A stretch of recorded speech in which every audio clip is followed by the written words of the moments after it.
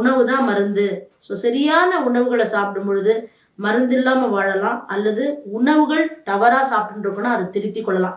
அப்போ எங்களோட பயிற்சிகள்லேயே நாங்கள் என்ன பண்ணுறோன்னு பார்த்தீங்கன்னா, உணவு அப்படிங்கிறது தானே நம்ம உடலுக்கே அடிப்படை பிரதானம். அப்போ அந்த உணவை துளிலாக எடுத்து செய்ய போகிறீங்களா?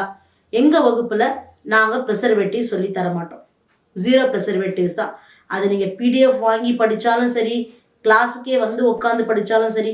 நிறைய பேர் எனக்கு பிடிஎஃப் மட்டும் போதுன்னுவாங்க, ஆனால் அவங்களுக்கு தொழில் செய்யவே தெரியாது. அப்படிப்பட்டவர்களுக்கெல்லாம் வந்து பார்த்திங்கன்னா தொழில் பயிற்சிகள் தனியாக தரோம். சைக்கோமெட்ரிக் டெஸ்ட் வைக்கிறோம். டெரா அப்படின்னு ஒரு பேர் வச்சுருக்கோம். அதாவது திறன் ஆண்டர்ப்ரனரியல் ரிஸ்க் அசஸ்மெண்ட். தொழில் அப்படின்னாலே ரிஸ்க் எடுக்கணும். அந்த ரிஸ்க் எடுக்கிற திறன் குணம் அவர்களுக்கு இருக்குதா அப்படின்னு பார்க்குறோம். நிறைய பேர் எனக்கு தொழில் செய்யணும்னு ஆர்வமாக வருவாங்க, ஆனால் டெஸ்ட் வச்சு பார்த்தீங்கன்னா தொழிலுக்கும் அவங்களுக்கும் சம்மந்தமே இருக்காது. இது வெறும் ஆசை கனவு, 4 பேர் செய்கிறாங்களே, அவங்க செய்கிறாங்களே, இவங்க செய்கிறாங்களேன்னு ஒரு யூடியூப்பை பார்த்து அல்லது ஒரு வீடியோவை பார்த்து அல்லது ஒரு டிவியை பார்த்து இன்ஸ்பயர் ஆகிட்டு தொழில் செய்ய நினைப்பாங்க.